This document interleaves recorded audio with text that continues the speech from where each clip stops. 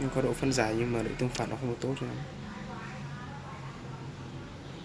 màu sắc không thật.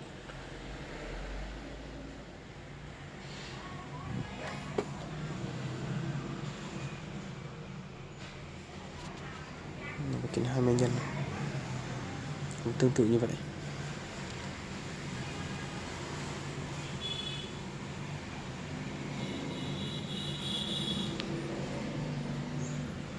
Nhân đề plan của Olympus.